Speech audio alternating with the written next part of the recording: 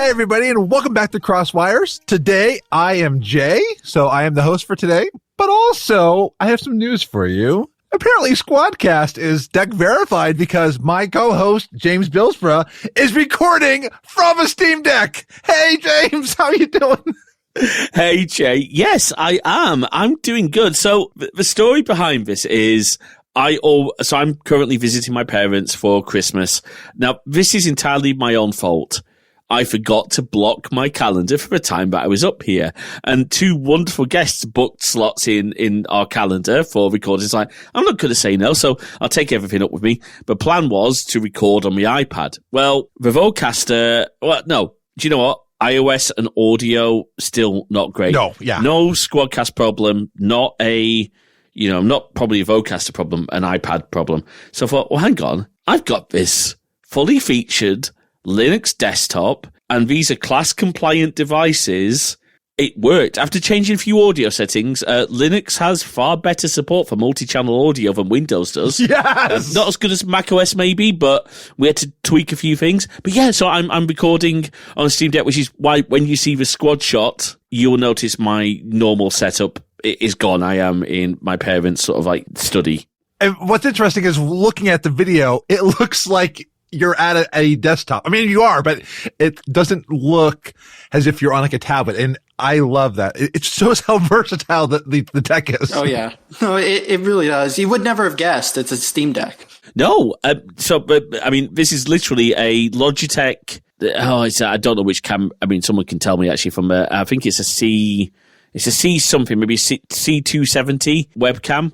Mine's saying unknown camera, so it must not have a driver on Linux. Fine. But it's mounted. Camera. It's a camera, USB camera on top of a TV. So my deck is plugged in through the dock into a TV. So I've got my TV as a monitor. Yeah, it's amazing. Anyway, Jay, we should probably introduce our guest. Oh, yes. Today's guest talking about the Steam Deck is Noah Kopetsky from Steam Deck HQ. How are you doing, Noah? I'm doing pretty well. It's been a good day so far, so I'm feeling great. How about you guys? Oh, doing awesome. And again, I love the deck. I actually was streaming some Bugsnax last night on the deck. Oh, I remember Bugsnax. I used to stream. I used to stream on Twitch, and I got a PS5 on release, and I streamed Bugsnax on release day. It's a really crazy. I don't know what to say about the game. It's just a really weird game. I know. I'm going to be playing some more on my next stream because I can't get enough of Bugsnax. It's so funny. I lose it every time Bunger comes on screen. Bunger. Yes, we do. Bunger. Absolutely floors me. I'm over in I'm in the Asan one, and the barbecue Bunger's going, Bunger. I'm like, ah! Yeah, just so... So Noah, what do you do? And tell us a little bit about yourself. Sure. So Noah, 26. I'm 26, and I created Steam Deck HQ, which is like a website that is what I wanted to create, a Steam Deck hub. It's a place where you can go to find out how games run on the Steam Deck, optimize settings for it, and a little bit writing of the process and how we got to the conclusion that we got to with our settings and our rating. We also curate news on there, all relating to the Steam Deck, and create guides so people can get the most out of their decks as well. Started it about 6 months ago. Actually, it was definitely 6 months ago because we hit that mark 2 days ago. Nice. And it's been insane. And, personally, I've been gaming since I can remember. And I've always loved portable gaming. Like I got into PC gaming around the PS3 era, and I started to really stick with it around then. Yeah. But there was something about like having the DS, the PSP, my Game Boy Advance, which I lost my copy of Super Mario World 2 in New Zealand when I went on a trip, and I still am salty about it. I mean, I once the Steam Deck was announced, it was like the perfect amalgamation or the perfect melding of PC and portable, and I was hooked on it. Would I assume that that's what got you into creating content about the Steam Deck was just like the passion you had for this device? I think so. I mean, I love PC gaming. The entire atmosphere is something that I've always loved. Then they brought in portable, which I I have so many fond memories of like taking my devices on the go, and it feels like games are much more rewarding to play if you can take them with you. It's not, you don't have to sit down at your desk and play that way. You can actually move around and take it with you places. I felt like it was a much more meaningful experience. That was one reason why I actually went all in on the PS3 and the PlayStation Vita, because I loved being able to take your PlayStation 3 games with you. Like, one of my favorite games is still Sly Cooper, A Thief in Time, where you are going, you can copy your game save between your PS3 and your Vita, and it was just so cool. Yeah. Like, I would be at work, on break, at work, playing it, and then going home, and then playing it some more, and then I would go to bed, and I'd be playing my Vita in bed. It was just the best. The biggest thing I hate about the Vita, though, and I think I remember hearing on the Remaster podcast, someone from Sony even said this is back when the Switch came out, that Sony did not support the Vita like they should have. The developer support and the game support for the Vita was just not there. And that was my biggest complaint about it, because it was a great device. It was like I think an AMOLED screen. It was like really cool. Yeah. No, the screen absolutely stunned me. It still does to this day, because even the deck doesn't have an OLED screen. No. Yeah. You know, that's something I feel like if they're going to do their next iteration, which I'm sure they're going to do, I really hope they heavily consider an OLED screen. I really hope so. And it's not a bad screen. It's just, it's not OLED. I mean, if you use like Decky Loader or Crankshaft, there's a vibrant plugin where you can increase the saturation of the screen, and it kind of emulates like the higher color gamut of OLED, and it's a night and day difference. Even something so slight, the colors just pop. And, we're talking about hardware and all, portable gaming, but every time I look at my deck, there's one thing that comes to me, and there's certain little bits, and it's the bottom edges, the bottom curves remind me so much of Sega's Game Gear. You're right. I could see that. I got one of those for Christmas because my sister had one, and I got it for Christmas one year. And this back like in I think either it was the late 90s or the early 90s. I'm trying to remember if it was then, but I had the satellite receptors for it. It was so cool being somewhere with watching portable TV on the go. Oh, the on TV my tuner. Yeah. Yes. And I went from I borrowed one from a friend. And of course now you can do that on the deck. But, for Game Gear, look, people joke about the deck's battery life. The Game Gear was just the ultimate battery eater. This thing 8 AA batteries. It was. I remember I only played that one plugged in. Much. Yeah. And you have to admit, it is pretty incredible. When I first saw the Steam Deck, because for transparency for listeners, James and I both have Steam Decks. Mm-hmm. It's actually now our gaming PCs for when we do our streams. Yeah. That it is pretty incredible. Like when I first saw it, I was like, that looks just like the Switch. Cause I've got a Switch and a Steam Deck on my desk. Cause I do not emulate Nintendo games that are available on the Switch. Cause I want to support Nintendo developers who have brought their stuff to the Switch. Mm-hmm. But, I use that for my Nintendo games, but then I'm playing other games on the Steam Deck. I am just amazed at how well this device plays games. I was playing Uncharted 4, which I did never expect to play that again, because I used to be a PlayStation person. Then I came over to the PC side, and I'm not playing a PlayStation right now because I don't have enough time to justify paying $500 for a PS5 or PS4. But I love the Uncharted games, and now I'm playing that on a portable device. It is mind blowing. So let's talk about the hardware of a deck, because Noah, maybe for our listeners who've not picked up a deck, who've not seen one, what have Valve done here? Because this isn't some underpowered, and I'm being very careful what I say here because I don't want to get the wrath of any particular keyboard companies who may have released a device or things like this. Is not just a tablet with cloud gaming. What have Valve done that makes this hardware so special? Well, I think the biggest thing, and we've kind of talked about it is a full computer. It is not just a tablet that you can hold in your hands where you can play, where you can stream games, which I will give it credit. Streaming games or like cloud gaming is coming very far.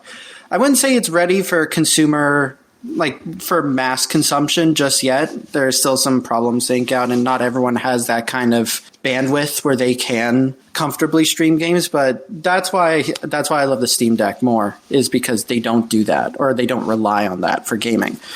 So it's a full computer that they have in there using a custom APU from AMD. And they've put it together so well and used parts that work together very well to create a highly configurable interface where you can get games that seem impossible to run, like Uncharted 4, for instance, because that is insane that you can play that game. And it looks good. It does. Like, if you modify the settings enough, it looks phenomenal. And you're playing it in the palm of your hands. And that's incredible to me. So is it worth saying this thing will even play Cyberpunk 2077? Oh man, that one we're still going through it because they released a new patch and that added in FSR 2.1 support. And we had a whole list of settings that we did, and then of course FSR released and just changed everything. Yeah. So we kind of had to trash that one, and we're working on it again. It's taking a little bit longer because I really want to play through it and make sure that we hit every mark that we can. I don't want to recommend settings that aren't tested thoroughly. Honestly, I got it. I played it on my computer maybe for like 10 or 20 minutes when it first came out. Got it on the Steam Deck. I've been playing it for hours. Like it's a night and day difference. I don't think I could play it on my desktop anymore. I would say that's probably one aspect of the Steam Deck I will agree with, that compared to like a Switch, compared to even like the Vita or a console or a desktop machine, there is some tweaking involved. You have to tweak games. Yes. Like I had to install an experimental version of Proton so I could get Spyro to run, because I was having issues with Spyro talking to me in a foreign language every single time I went to a cutscene. And I finally had to like install a script. I had to do all these things. There are some aspects that are not quite there. So I would just say, be warned. But there are a bunch of guides out there. Like I've got all my information from like Proton DB, Steam Deck HQ. I got a lot of guides on how to do it. So definitely know that you're not going into this alone. People have gone before, but there are disadvantages for now. Yeah. But I'm impressed at where we're at. No, I mean, being able to get to the point we're at with games, even though it takes some tweaking, being able to get to that point and have it be playable is phenomenal. And you actually brought up two really good points. Was the Spyro game you're talking about, was that the Reignited trilogy? Yes. That's so odd. See, I didn't have that issue, but that also kind of goes into another reason why I created SDHQ, is because that game is rated verified, if I remember correctly. Yes. So there are games on the store that are rated verified that do still have issues, and I don't 100% trust their rating, but I don't know how they test it. I just don't think it's as thorough as it needs to be. Like, for example, Ninja Gaiden Sigma 2. Charging up any of your attacks will immediately shoot over graphical artifacting on screen. Like, really bad artifacting. And that's a verified game. Like, there's no way that should be verified. No, not at all. So that's another reason why I wanted to create SDHQ, is to actually provide thorough feedback of these games. And I've always hated, or not hated is a very strong word, but I haven't enjoyed Valve's wording when it comes to verified games, because they also market them as like great experiences, which even if a game can be a great experience, but you have to tweak it, to me that's not a great experience. No, because they don't really mention anything about you needing to change anything. It's more about, it seems like you could just play it right out of the box, which isn't always the case. No, it's exactly. And there are games that are unsupported by their rating that I'm actually able to get working through some. Yeah, like, okay, so some may require desktop mode, or some maybe there's different things you have to do, but hey, that's still incredible. And I think one of the things that I'm very impressed at is I did try years ago to go from Windows to Linux, and I tried only using Linux in Wine. Let me just say that within a day, I quickly came back to Windows. This was before I got my Mac. And I have to say, like, I'm impressed because even on the Mac side, there's a lot of things that are still not supported on games. We have to try to use like crossover and things like that do a great job, but they require a lot of things. And I'm impressed at what Valve's done to translate all the software behind the scenes that's tied to Windows to run on a Linux machine. That's still, I don't know how that's working. I mean, I know there's a lot of like science to it, but it's still, I don't get it. It's phenomenal the way that they did it, of creating the Proton compatibility layer to translate over these commands over to Linux and Vulkan. It's incredible. And I also love the fact that they made it open source. Yes. Yeah. And that's another huge thing, because their experimental branch does a lot, but one of the other Proton branches that we use in a lot of our settings and are necessary for some other games is Proton GE, which was a fork created by Glorious Eggroll. Yes. And he's able to update the Gits of like VKD3D and DXVK much more quickly, and add in some other patches or unofficial Proton fixes that Valve can't do or just hasn't done yet, and allows a lot of other games to be run that wouldn't normally be able to run before. And I think that brings up an interesting point about Valve compared to some other console makers. Valve is incredibly open at the software level, that it uses the Steam architecture of like the app and all that and the services as like its foundation, but you can do anything with it. Like you can load up plugins like Decky Loader in gaming mode. You can go to desktop mode. You can modify things. You can use any dock out there that's a USB-C dock, as long as it works with the Steam Deck. I mean, people have done stuff. You can do that.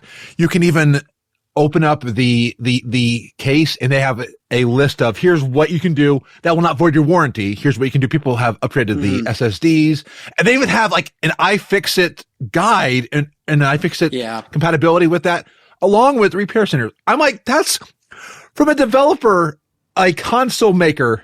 It's pretty incredible that they'll let you do that. Yeah. Also run other stores on their device. Like you can use the Heroic Launch. I was going to mention that. Yeah. Like, I don't know any company that would willingly, like, unless there was a mass consumer push, would willingly want to put like other storefronts on their device if, you know, the original storefront maker was making the device. Yeah. So the fact that Valve made a desktop mode where you are able to do that, and they fully open it up to where you can, I think is just absolutely incredible. It is amazing. Now, there are some limitations at a deeper Linux level. I think the OS file system is read only, but so it just means you can't install as much. But is it the Discover Store? Yeah, has a lot of really good stuff in there. I don't think I found anything that I wouldn't. Like, I don't think I found an app or a program that I wanted to install but haven't been able to yet. Like, everything's been pretty solid so far, on my end at least. There's a few things I need to try, and I haven't done half as much as Jay has yet. Though Jay and obviously guides, from yourselves are going to help. Before we move too much on into the software, because there's so much we want to talk about, like software plugins, I just want to quickly touch a little bit on the hardware, the price points of the deck, because it's actually something that's worth discussing. And I say this because, look, my sister's potentially considering one for my nephew, because gaming laptops are overpriced to deliver the same sort of performance. So there's effectively three models, right? There's the 64 gig, which is eMMC storage, so not a true SSD. And then there's the 256 and the 512. Now, me and Jay both got the 512s. Now, what do people need to be aware of on the different models, like with different price points? Because are there any gotchas you might want to consider? Should everyone go for the 512, or are there reasons you might consider a 64? So I think when it comes to the deck, at least choosing a model, the first thing you should think about is what kind of storage you're going to want, or how many games you're going to have. That's one of the big things. If you're someone who's already on Steam, and you have a PC and you've been playing games on Steam, then you probably have a library already that's going to be immediately available for the Steam Deck. I'm someone who has, when I first got the deck, I had 3,500 games. Okay. I knew I was going to get the 512. There was just no way around that. But honestly, the price point is very, very competitive for all the models, I would say. I've been looking at the Aya Neo and GPD Win, and just the $400 for the base model for if you're just doing casual gaming, I think still fits really well. But if you plan to play any games that are a little bit more on the higher end side, like if you want to try playing Grand Theft Auto, Cyberpunk, Red Dead 2, I would definitely say the 256 for like $530 US at least is probably where you would want to start, just because of the faster SSD. And I would say if you don't want to open up your deck, if you're trying your hardest to not modify it internally, whether it be because you just don't want to switch out Valve-approved parts or you don't want to risk anything, the 512 for 650 is still a very, very competitive price for what you're getting. And of course, you can add a micro. In fact, we both have added micro SD cards. And but one thing that amazed me is, you definitely see a drop in load times, but games are playable off an micro SD card. Yeah. Oh yeah. Which is pretty incredible because now, I mean, we both have 1 terabyte decks. Really. I've got a 1 terabyte micro SD in there, and I've got a second one that's just waiting to be hot swapped. Oh, nice.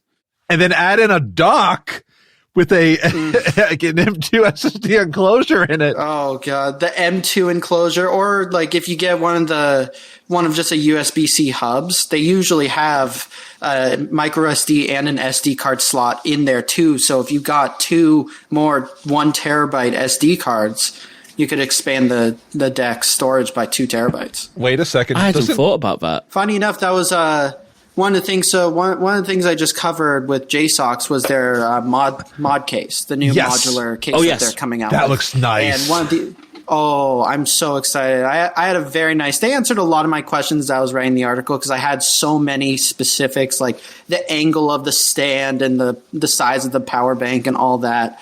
One of the things that I wanted to clarify with them was the hub attachment, which phenomenal. And it does have a micro SD and an SD card slot on that hub that attaches to the back, which I was floored by. Like, they have an 11-in-1 hub that's just smack on the back right there. So I'm using a Valve via Visual Steam Dock. Mm-hmm. Me too. And I will say I am impressed. And one of the reasons I'm impressed is because unlike a lot of USB-C docks on the market, it does come with an additional power supply. So yes, it's $80, but actually you do get another 45-watt charger, and it is really nice. Yeah, it's got gigabit Ethernet.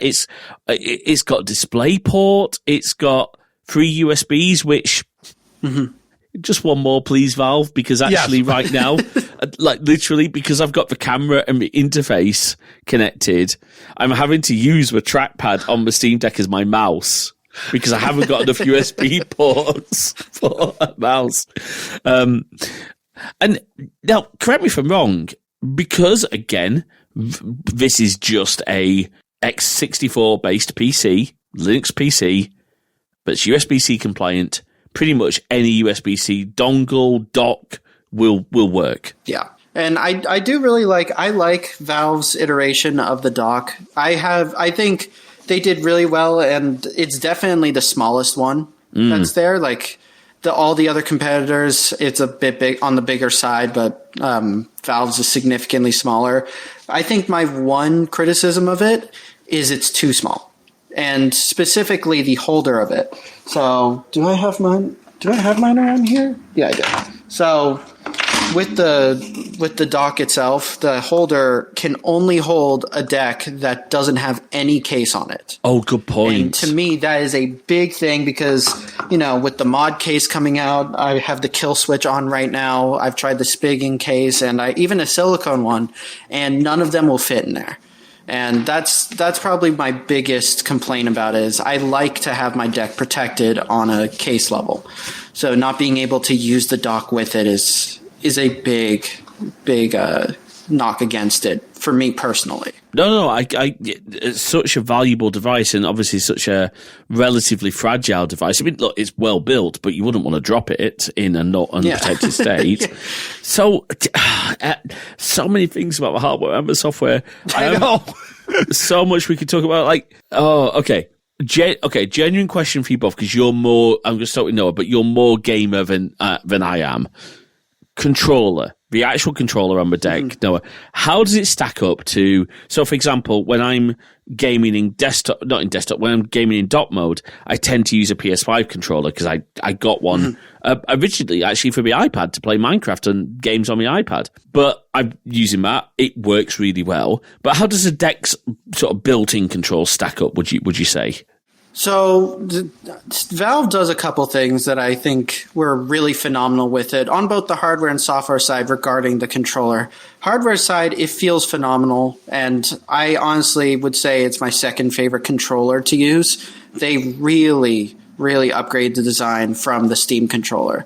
I still have the Steam controller, and I like what they were trying to do, but I can't get over the handles. For some reason, they go upwards. Yeah. It feels so uncomfortable. Like if they went down like other controllers, I think it would be phenomenal, but it goes upwards for whatever reason. So they definitely corrected a lot of that.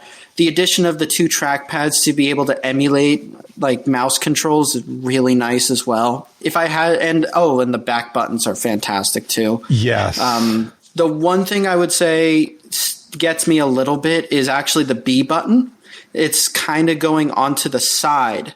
Oh, it yes. Downwards into the handle. Yeah, I see it. It's very slight, but because of it, it can get caught every now and then. It has for me. And it's never been like a bad thing where I've had to like hit the device a little bit to make it pop out. I was able to just kind of rub my finger over and it went back up. But it is probably like the one thing I would say could be fixed a little bit.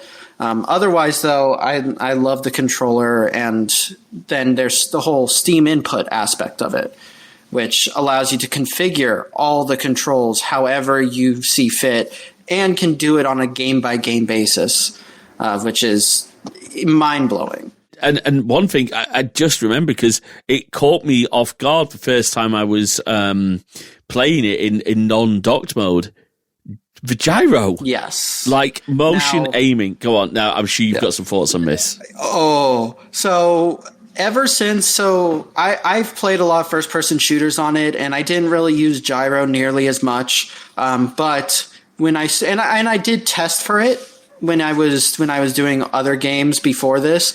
But at the Crysis Remastered Trilogy, I reviewed all 3 of those games. They all have mixed input support. And setting the gyro to emulate a mouse in that game, you can't go back after it. Like, mixed input support is phenomenal for gyro aiming, and it's, I would say, necessary for like actual. Because you can technically make any first-person shooter into gyro by emulating it as a joystick.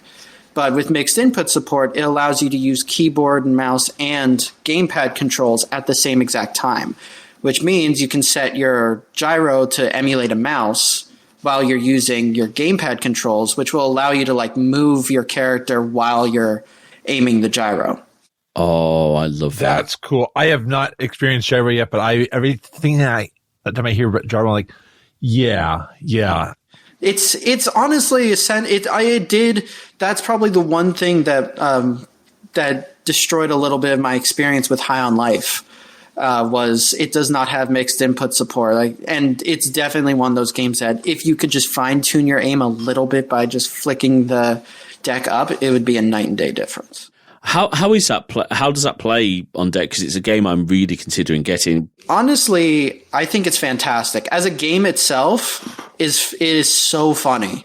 It is way too funny, and especially if you like Justin Roiland's humor. If you enjoy Rick and Morty, this will be your game. Like one of the first things that I did, and I mentioned in the review too, because I just couldn't stop laughing at that, was you're going into the first area of the game and you come across these two aliens guarding a door, and they're talking about who is the more attractive of the alien. They look like two like doorposts. So one's just red, one's just blue. They look exactly the same, and the red one was like super insecure and just started talking about all he was doing to make himself look more attractive. And one of the things he brought up was he specifically got surgery to stop. And I just lost it at that. It was just so funny. It was so funny. I honestly, like, from that point, I knew I was going to absolutely love the game. And it does get better. Like that was just like the first one where I needed to stop myself and just put my deck down for a second because I couldn't. I just thought it was so funny. Yeah, I am definitely, because I'm a huge Rick and Morty fan. Yeah, you'll enjoy the humor in the game. As for performance, I would say 30 frames per second is probably going to be better. 40 is achievable, but you do have to downgrade the graphics a little bit too much for my taste. Whereas with 30 frames per second, you can actually keep a lot of the graphics on high, which I was very happy with. And it keeps the battery, if I remember correctly, it was under 16 or 17 watt drain. So I was pleased being able to keep a solid 30 with that battery life. And it looks phenomenal on there. I would definitely say it's playable, and that's the only way I'll play it. So I would definitely take that to mention the software layer is incredible. The fact that like you can turn on a performance overlay to see how games are running, the fact that you can fine tune a game to the frame rate that you want, to different things, and see what the battery input is for data nerds. It's a really cool device. I was turning on during one of the games, the performance overlay, and seeing all the stuff going by. I was like, okay, this is cool. And you can have like, I think there's 4 or 5 levels of this. I'm just impressed at the level. Cause would I be fair to say, and correct me if I'm wrong, this is kind of some of the stuff you can do gets in the realm of what you could possibly do with like overclocking or changing the device? No, I mean, Valve has opened up the software side, like we talked about, significantly more than any other device maker has done. Like adding in a performance overlay like that, I don't know any other device other than possibly other mobile PCs that do something similar like that. And it definitely isn't as easy as going to a menu and changing a slider. And there's so many other things they did, like being able to change your refresh rate. Now that's a big one because you can change like a frame rate cap. So like, let's say like on another computer, you could change like the frame rate limit to 40, but the refresh rate is still going to be 60 and there's going to be some issues. But being able to change the refresh rate along with the frame rate cap allows you to get a more stable and smooth image. Like 40 frames per second at a 40 refresh rate is significantly better than just capping at 40. Like it makes the game so much more playable, and it feels a lot of the time like 40 could be closer to like 45 or 50, which really makes a difference. And this is a lot of what you do at Steam Deck HQ is getting those configurations per game. As you said, you're testing and see, okay, what settings can be put in place. Now, is there a way at the moment correct me if I'm right, is there a way to share those configuration profiles right now? No, not right now. I think in the Verge interview that Lawrence and Pierre did, they mentioned that they are looking into being able to share the quick access profile. I don't think there's going to be a way for them to share like the in-game settings. I don't think that's going to be possible just because of how different each game is. But they are looking into being able to share like the power configurations through the quick access menu, which will save some time for sure. There's some good and bad with it. Like I think it's a little bit on the bad side for SDHQ just because our quick access settings are tied to the in-game settings pretty heavily. So like one of the things that we do that I haven't seen many other review or at least setting optimizers do, which I wish they did more, was they take battery life into account much more. We definitely do that. So we have a lot of TDP limits that make sure that the battery will cap at certain points. And there are some games that do drain more than they need to, like Hades. That game, if without the cap, if I remember, drains like 12 watts. But if you set a cap on there, you could bring it down closer to like 8 or 9, and it doesn't change performance at all. So we take that a little bit more into account. And for other games, if we have a TDP limit, we tend to change the in-game settings with it to hit that limit at a stable rate. So there's a lot of good to it for sure. And I think for the majority, it's going to be very, very helpful. But since our settings are tied our in-game settings are tied heavily to like the TDP limits, without that context, it could be a little bit on the harder side, for us at least. And one thing I forgot to mention when we talk about controllers is how well third-party controllers are supported. Yes. Because Jay, you're using an Xbox One controller, a beautiful red one. I was impressed at how once I turned it in, the entire interface quickly changed to the Xbox like controllers and icons, and I was like, "This is a Valve device, and they're fully good with me using this." And James, I was curious, when you plug in the PS5, does it change to like the PS5 icons? That's cool. Not only that, I don't know if you've used a PS5 controller with a deck at this point. I haven't. I've used a PS4 controller with the deck. I completely forgot to try my PS5 controller, but their support on it's phenomenal though. But, well, that's what I was going to say. Two things that shocked me almost straight away. Our listeners will have to look at a picture, but the trackpad works as a mouse input. Oh, that's cool. I didn't know that, but that's fantastic. And gyro support works in this as well, and so does Rumble. It is. I'm sure I'm going to cause some debate in comments and listeners screaming at me right now. I think Sony have done a phenomenal job on this controller for what it is. Hey, James. Yeah, I might need to get that purple PS5 controller I showed you. We can absolutely look at that. All for research, of course. But it's great now. For research, under that pretense, though. Absolutely. That's how all of our budgeting goes around here, for research purposes. Sorry, it's a good way to get away with it. See, I buy games for work. Absolutely. Now it's justified. Well, here's the thing. When you are a self-employed, or to be at some point self-employed creator, I love the fact that you can write off games as a tax expense. Yeah, that's one of my favorite things. So I might be a little bit too excited for that. just a little bit too excited to be able to actually write that off. Where are we? Okay, so I think it's worth... Jay, we've made a decision that we've gotten rid of our Windows setups. But that's come at a bit of a cost, and it's something I know we wanted to talk with Noah about. So me and Jay both were playing Minecraft, and we were playing this via Bedrock Edition. I was playing via an iPad or via my boot camp on my Mac. Noah, let's tackle Minecraft first, and maybe not just Minecraft, but those games or those launches that maybe are a bit more problematic. So there's definitely a solid handful of them. I think the one that I hear the most about is Destiny 2. And then Dead by Daylight would be second on that list. Fall Guys and Minecraft to a degree. There are ways to play Minecraft on the deck, but not Bedrock. No, I mean we actually went and got a Java Minecraft server from Pufferfish, which has Bedrock crossplay, so that our friends could join us to solve that problem. Gotcha.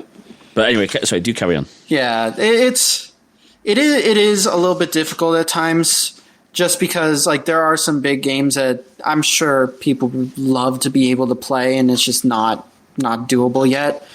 Like Destiny, but I don't think we're going to see Destiny on it. And I know Dead by Daylight, the developers, I've talked with them a little bit. They are working on it still, but they just don't have a time frame yet for when it'll be officially supported.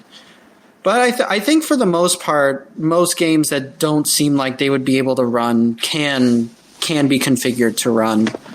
But it is still a little bit disheartening to see games that don't work that we get really excited about. Yeah, like I do know there was a talk about like some of the anti-cheat software that's currently run.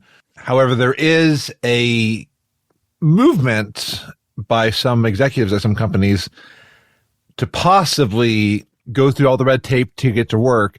It just involves those companies having an interest in moving it. And that's probably one of the issues with some of the game developer support. I mean, it's why a lot of games for a while weren't on Linux or weren't on Mac, was that support. And you still run against that inside of the Steam Deck. I mean, it's not a device that like you can play everything on, unfortunately. We're not quite there yet, but I'm finding less and less games. And I will say it's becoming one of my deciding factors when I buy a game. Like, does the developer support it? If not, maybe I just won't play it. No, I mean, it's definitely been one of the things that before the deck came out, actually, like when I was still waiting for it to be shipped and everything, I was looking at games to see which ones would be able to run, because I wanted to buy games that I could play on it. And it is definitely a deciding factor in the games that I personally look at when I look to buy them. I've been very lucky for where SDHQ has gone, that I've gotten more opportunities than I ever thought I would possible to be able to play games that I generally wouldn't think of on there. Like getting High on Life, like that was a press key that I got. Nice. And that blew my mind. And being able to try it and find the settings for it, it kind of, I think, made a lot of people that I talked to decide to buy it on Steam, because I was able to confirm that not only does it work, but it's playable. And, you know, it's definitely something that I look at when I look at like games that I want to buy personally. It needs to be able to run on the deck. I don't think I could buy a Steam game that won't run on there now. I would agree, yeah. I'm at the place now where I'm also deciding to buy games that are Steam versus other places, because like even some of the things that you have in the Steam library, like Steam family sharing, we're able to share libraries, is really cool. And there's certain aspects of the fact that, like, at least if I buy it from Steam, I have a little bit more reassurance that it may possibly work someday, or there's enough people behind it. So I have some games on like the Epic Store on GLG, but I don't know if I'm going to actually go into those. In fact, I may rebuy them on Steam, because I mean, I'm looking at my library. I've had games in there that I have owned since the original Orange Box came out. Yeah. Heck, the first game I played was Half-Life 2 when the original Steam Valve launched. When Valve Steam launched it for the original Half-Life 2.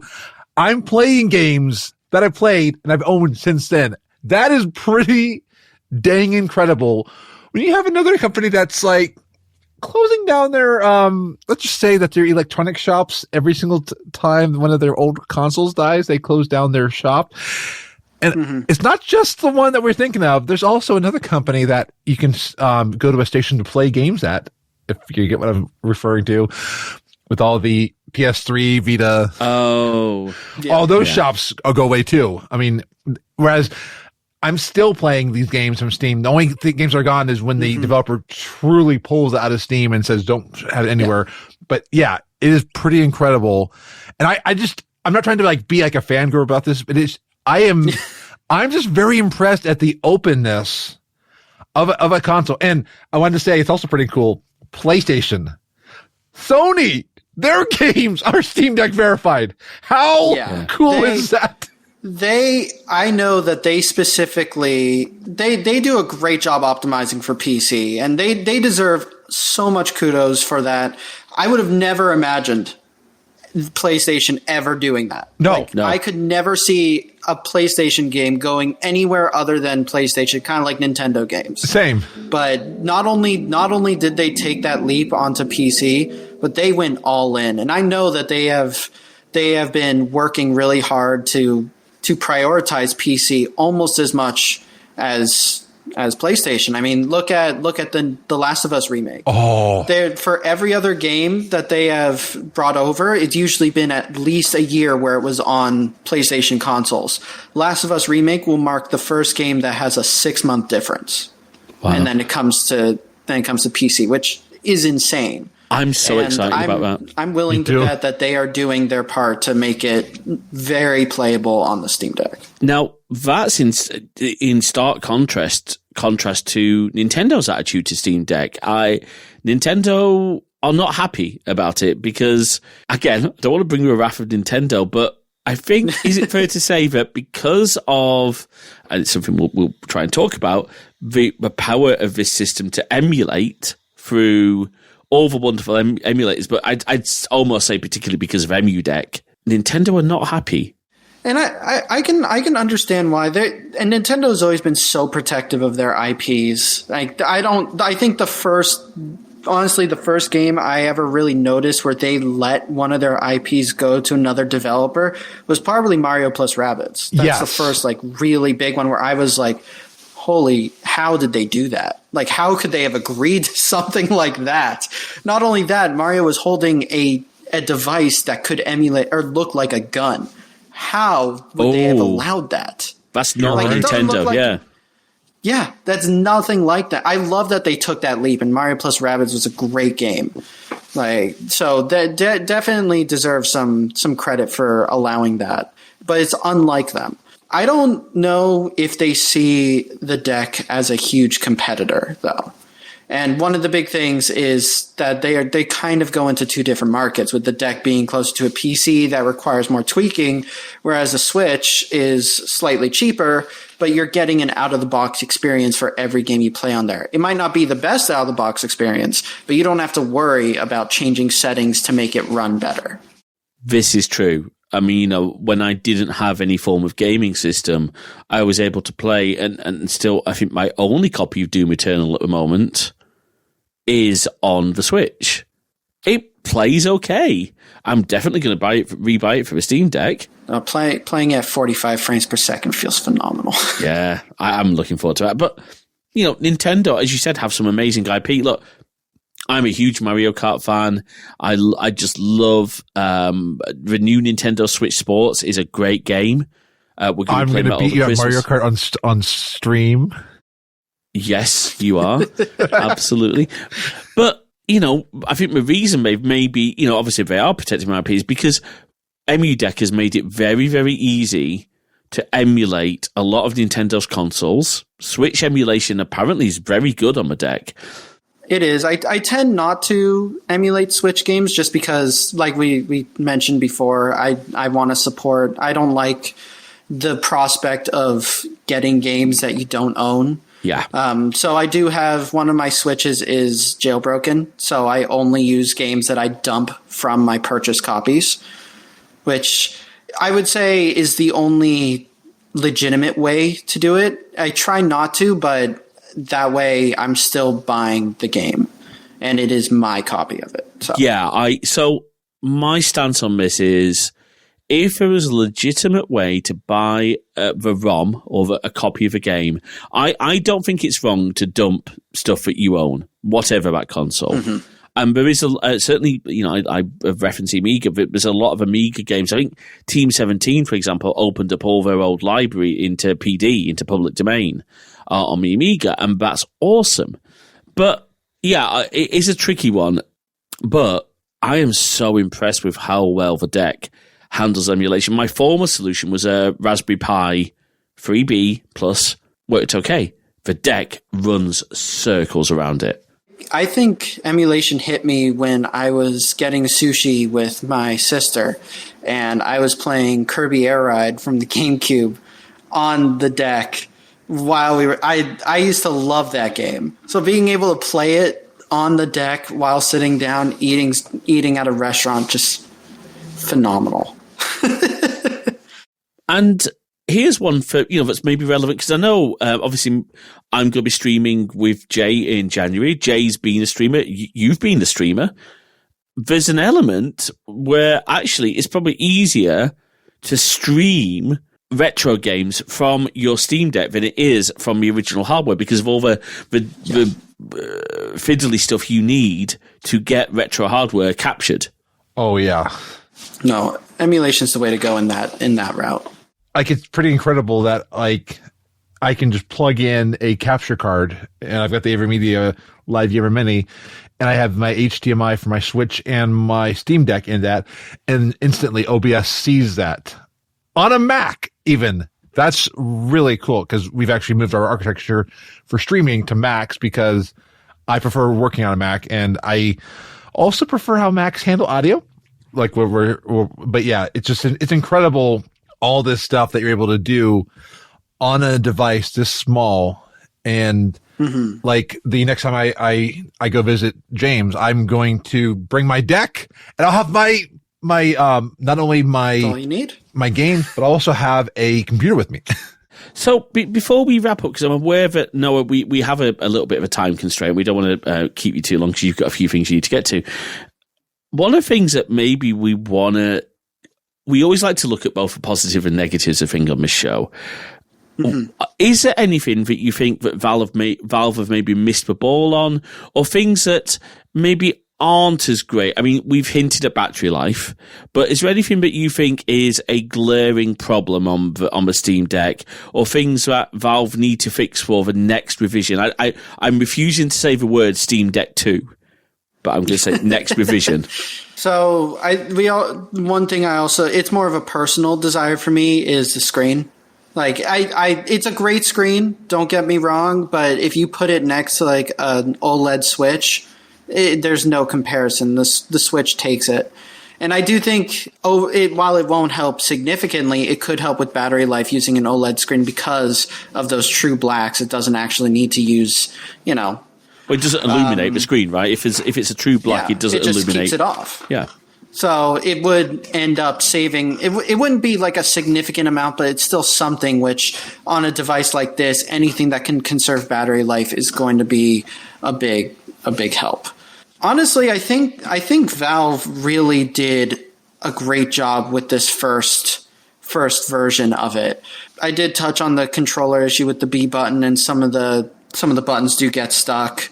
Another thing that I noticed that I would really like them to do is actually change out the joysticks, because these ones are the same ones that are used in PlayStation controllers, in Nintendo Switch controllers, and they are subject to drifting. And I have gotten that from time to time on my right joystick. And it is possible to change them. I mean, like you can, if you want to see insane changes, I mean, I don't really like promoting LTT, but they do some crazy videos of. Oh yeah, I get the new backpack at LTT store. We're gonna have a Crosswire store one day. You will. Jay put something into our show notes. As I'm maybe off, and I do apologize. We rambled a little bit tonight, but our final talk. Do you remember the old Steam machines? Mm-hmm. I think Valve have come a long way since those. Those were.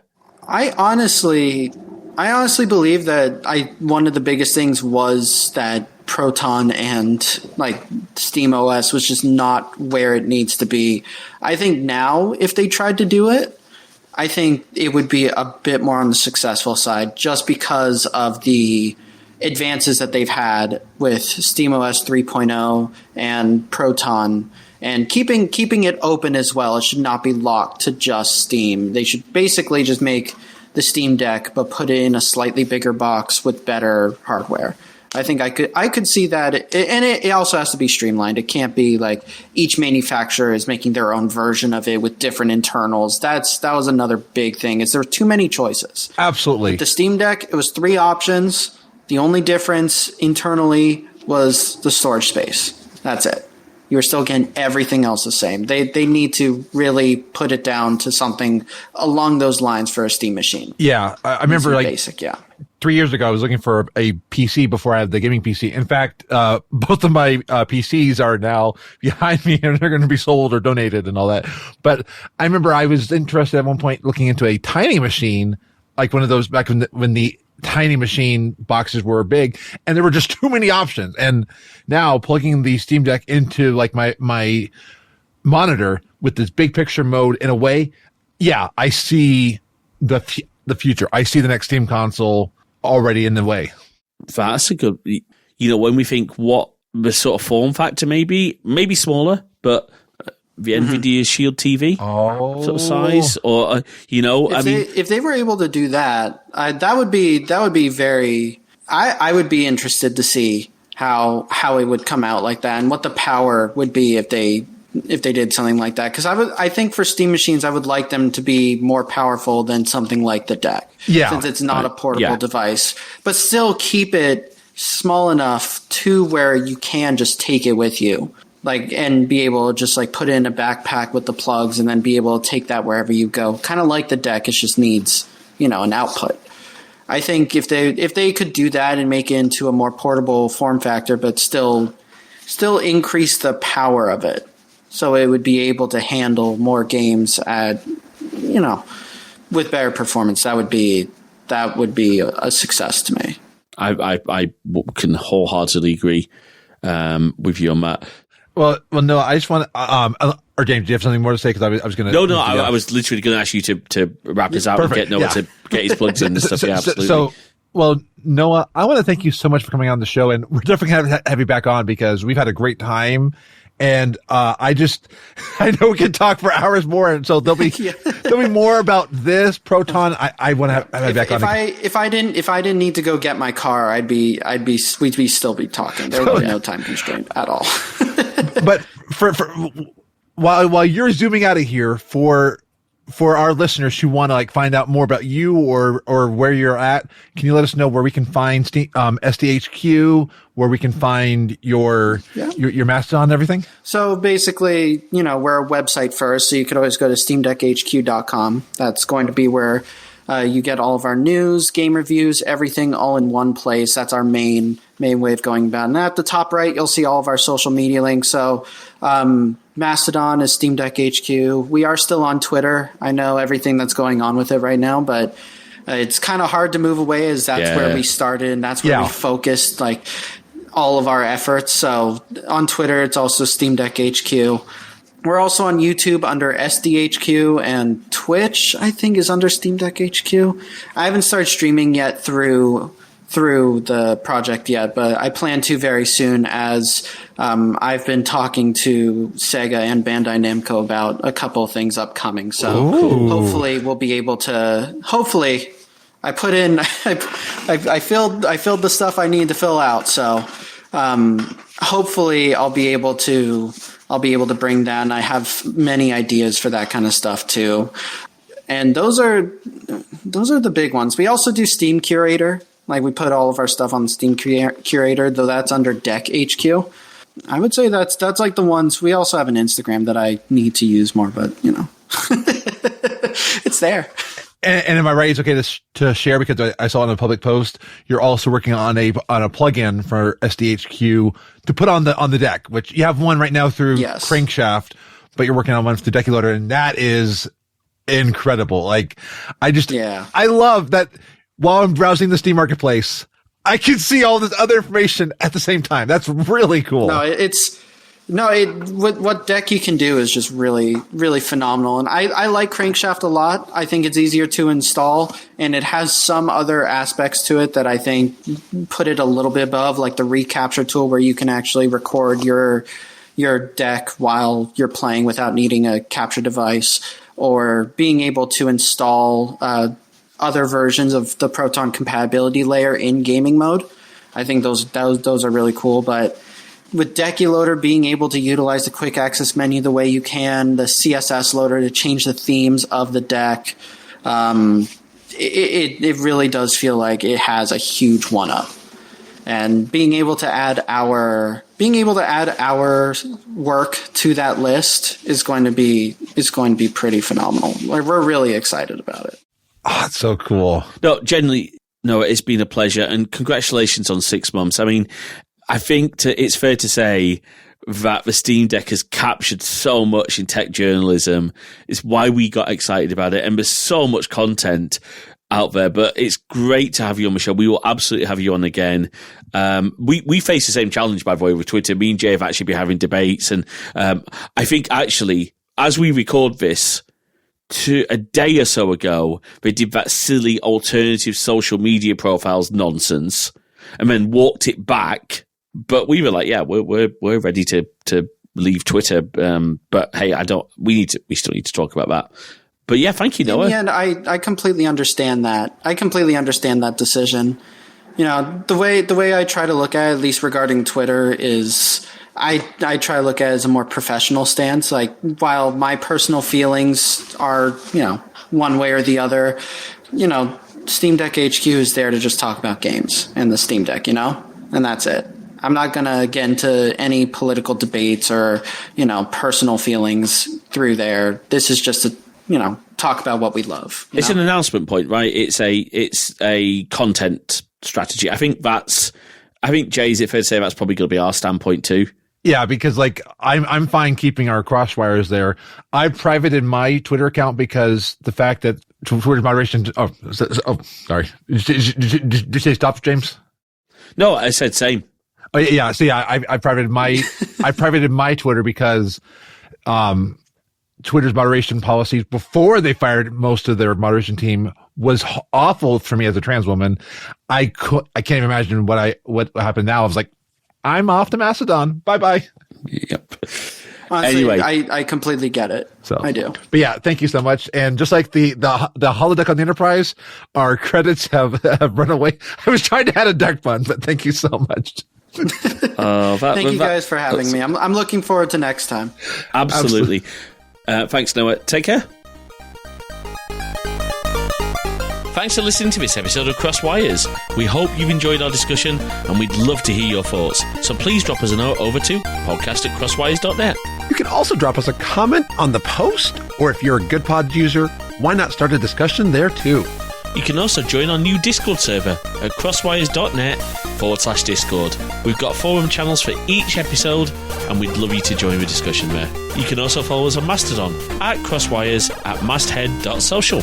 And of course, you can find the show in all the good podcast apps, and all the really bad ones too.